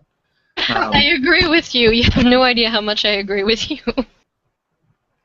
So, the thing is that if I saw a group of LARPers all wearing bright white tennis shoes, that actually might make me more angry than if they were wearing hot pink Crocs. While I think Crocs are kind of tacky, they don't stand out like tennis shoes do to me, at least for LARPing. Don't wear jeans. Oh, wow. Since we're discussing costuming, I was curious if you had any recommendations based on what you think weather might be like at the time. Okay, so that's a good question. Again, that's something that I'm going to include in the thing when I mail people invitations. It's going to say, this is the weather possibilities. But if you look up historical weather information for Austin, Texas, the weekend of November 15th, last year it was 61 degrees, or 65 degrees. It was 60. It was low 60s. The average has been low 60s, which is perfect camping weather. Got a blanket, you'll be fine. When it gets below 55, you got to worry about being cold. If it's hotter than that, you don't really have to worry about camping. You're not going to die if it's 80 degrees when you're camping.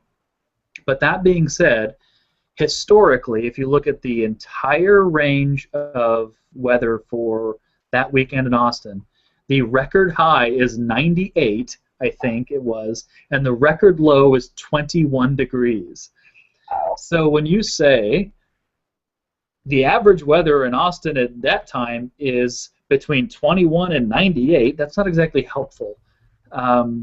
So it hopefully will be low 60s. I would plan for low 60s, and if you have space, I would err on the side of bringing emergency cold clothing than emergency hot clothing, because if it's too hot, no one's going to die. If it's too cold, it's a problem. So err on the side of extra blankets and cloaks than stuff that breathes better, because you can always go shirtless, but if you didn't pack extra layers, you can't wear extra layers. What if it rains and there's all these outside activities? Then we get wet. I can't control the weather. If it rains, it rains. I mean, there's alternate venue. There's no place to go inside. Exactly. Swamp boots. I'll need a hat. My hair is very sensitive to moisture and sensitive to being touched, so I will try to tough it out, but I'll try to get like an appropriate hat then, in case that happens. Seth just said swamp crocs. If somebody comes to the Hobloth wearing bright green Crocs and says that they're swamp Crocs, not only will I laugh my ass off, but I'll be curious to find out how well they protect against poison. You're going to test it on them. That is amazing. I am okay with that. Is that a challenge? I don't know. Swamp Crocs. What have we become? All right. Any other questions?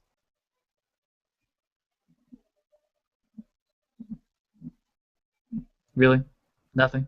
David, you're not going to ask a troll question? No, not this time. For the rebel. I'll ask a question. Sleeping. I know you said it's kind of outside, maybe in some cabins. I assume that's like on hardwood floor, essentially, or ground. Yes. So anybody who has an air mattress, a cot, or any type of camping stuff is encouraged to bring that. It will be primitive camping. There's really not going to be accommodations. It's like I said on the website. It's primitive camping with walls. In the invitations that go out to everybody later in October, it's going to say that anybody who can bring camping stuff, tents, things like that, you are encouraged to. You're not required to, but the more tents, blankets, cots, air mattresses, and things like that we have, the better. So that's something that we're hoping for. I'll have a better idea in a couple weeks of exactly how many people the cabins will sleep, but I'll personally be sleeping in a tent just to give people more cabins. And anybody who wants to sleep in a tent, you're welcome to. If worse comes to worse, we'll all sleep in a big tent or something like that. Isabel, all that information is on the website. There are no toilets in Britannia, so this should be an authentic experience without bathrooms. In Ultima 4, there are toilets for Ultima 4 for the Nintendo. Yes, Yeah. there were. I remember. But most of them are behind. You don't see any of the NPCs using them, do you? Well, considering that most of them are behind doors that actually take keys that you have to pay for, no, you don't see NPCs using them. I'm going to build a very special 2-story outhouse for the Hobloth. Figure that out. Okay. To go in the bottom. Any last-minute questions?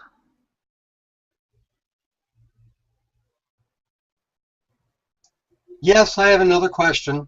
Okay, bring it.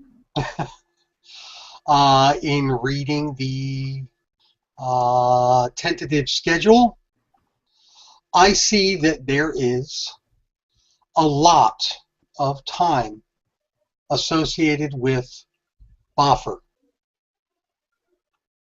I see 2 hours associated with Boffer. What do you see? 3.5. 3.5. 3.5 out of an event that's over 24 hours long, and you call that a lot.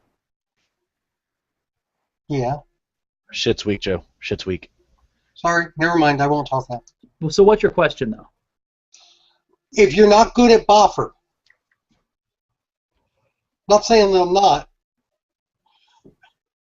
but I'll will say a it. large amount of coin wins be directly related to Boffer? No. Excellent. Will Boffer be involved in part of the questing portion?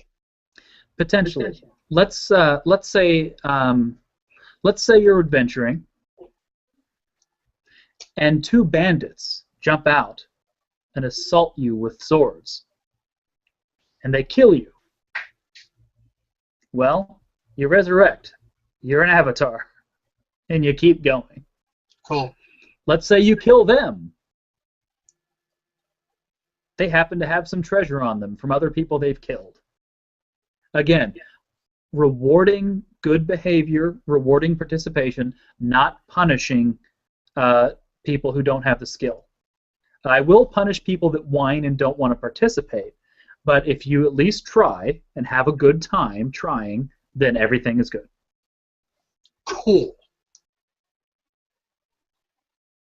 And who knows, you may get lucky. He turns his back to strike someone else and you stab him in the back and he drops a gem.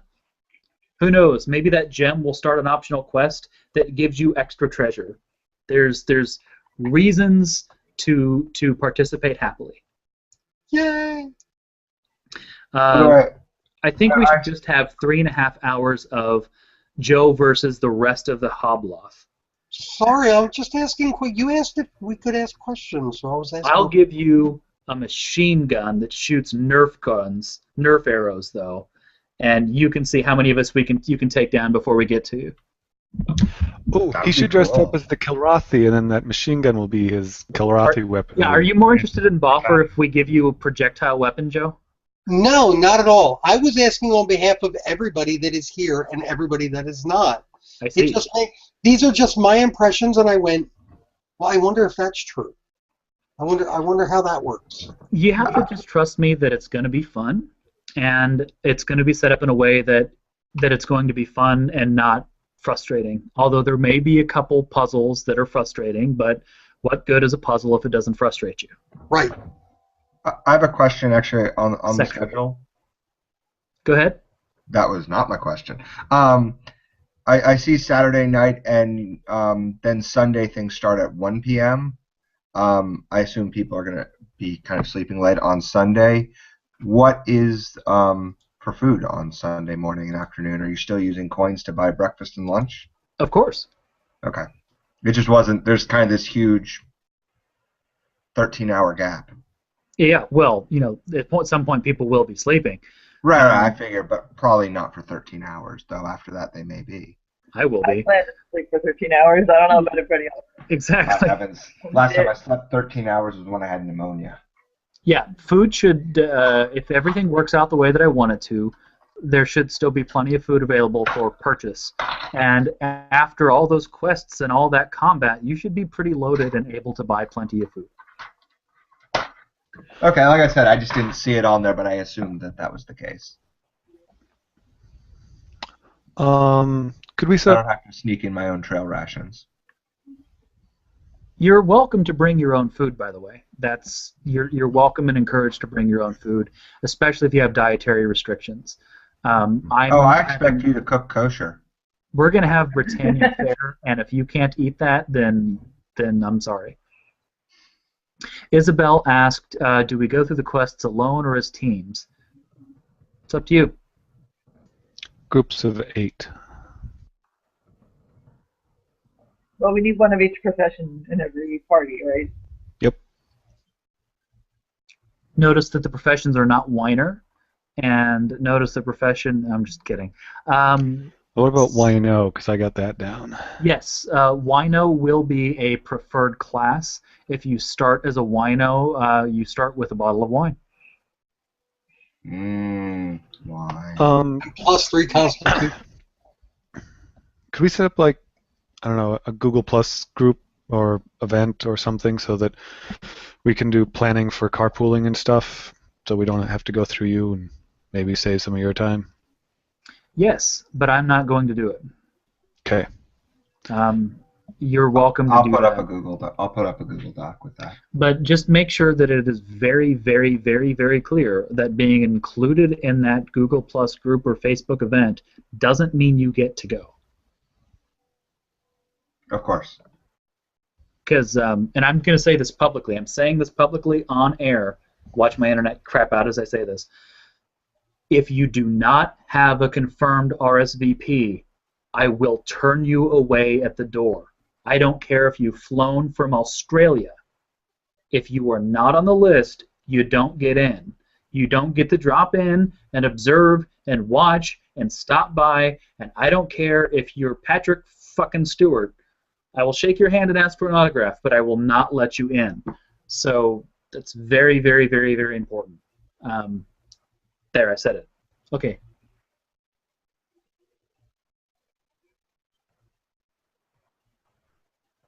Kevin, you tried to say something, but you unmuted and then you tried to talk, but I couldn't actually hear what you said. Yeah. Can anybody else hear him? So I see that you're unmuted, but it's not making a sound.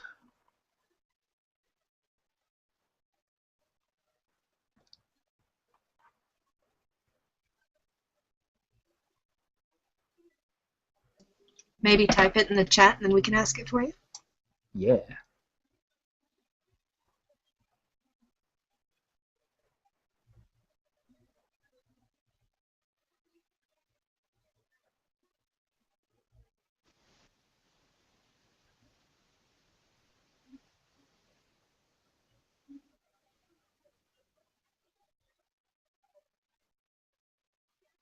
Wow.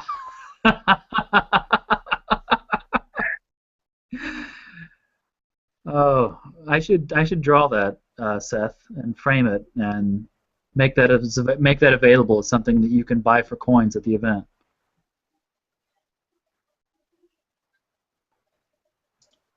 From the smut peddling gypsy wagon. That's right. So, Kevin, did you have a question?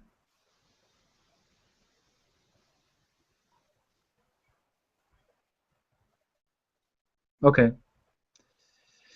All right. Well, it is that time that we do our wonderful closing toasts. Does anybody have any last questions, thoughts, concerns, or comments they want to make about Crocs? You said Crocs, right? You know, leather cock block things. Yeah, I was making a cock joke. It was terrible. Leather croc blocks. Alrighty. Well, let's do our closing toasts. It looks like everybody here is a Hearth of Britannia veteran, so you know how this works. So let's start on the right side tonight. Let's start with Seth.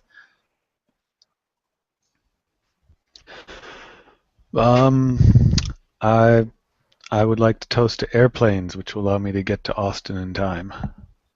Let me grab my beverage. My Hearth of Britannia mug. You're not floating in that, is there? All right. To airplanes. Miracle? Just toast to everyone getting to meet up and have a great time. Outstanding. To meeting up. In fact, I'm going to extend that. Actually, no, I'm not going to extend that. To meeting up. Kevin?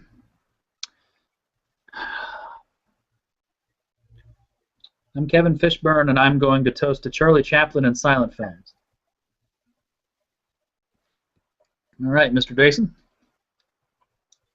I was going to say, while we were talking, the NASA, the Maven probe entered orbit around Mars. So I think that's pretty damn cool. Cool. That's awesome. To finding canals on Mars and strange dreaming aliens. Yes. Mr. Scaredy? To good friends, to good times, and to butter.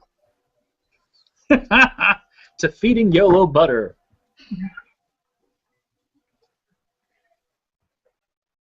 There is things floating in this. Isabel? To first trips, I guess, since this will be my first one, and to finally meeting my friends. Yay. To meeting Do Isabel. you have your passport? Not yet, I'm working on it.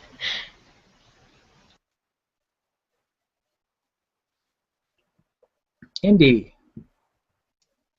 Unfortunately, I only have water, and I've always been taught it's bad form to toast with water, so I'll just say it was really good to see everybody again. You can toast with water at the hearth. We're okay with that. Oh, I'm superstitious. I can't do it. It's got what plants crave. All right.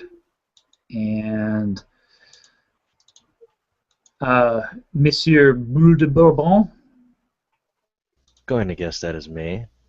I toast to meeting everybody again as well, meeting those who never made it to the first one, and swamp crocs.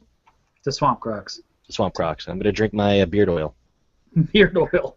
That's all I got on me. You and your barb. All right. And last but not least, Cran. Recently changed name, Cran. I'd still rather be Cranberry, but Facebook says don't use a name instead of your, or don't use a word instead of your name, which doesn't make any sense because even Joseph is a word. It's the downside to knowing all of the words. You know that Joe is a word, and yeah, Martin is a word, and it's so I'll see if I can't change it back. But anyway, yeah, I'm still Cranberry. I'm still Galara. But I just want to say, like, to meeting your idols, to meeting people that you've looked up to that have generated the world that you have enjoyed for so many years, and to meet the people who had a hand in that creativity that just shaped your reality when you were within this world, and to actually getting to interact with them in person, and that is.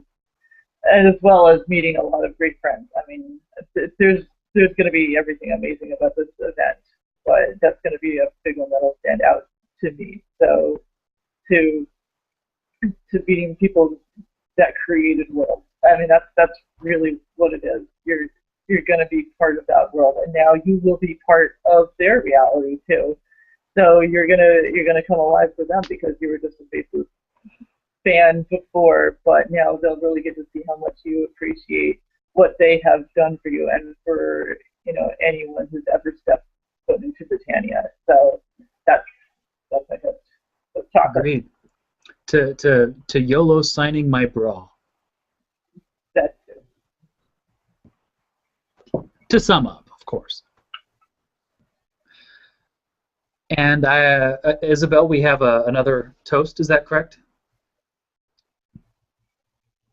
Yes, except he has no idea what to do. I have no idea what I'm doing. Here you go. This Nope. is my husband, Yeah. and he's gonna toast to something. I'm just gonna say cheers because I have no idea what you guys are talking about. Well, that's Cheers. okay. We don't either.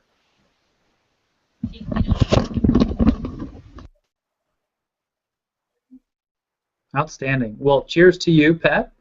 Thanks for joining us tonight. All right, and my toast for the evening is to the...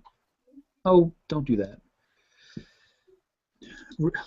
Richard Garriott, David Watson, Starlong, Talzamir, David Shapiro, Dallas Snell, Jeff D., Scott Jones, to you folks who will be donating your time and energy November 15th to come hang out with a bunch of Ultimate fans, and to the other people that will be coming that I haven't told you guys about yet. To the X-Origin folks and to the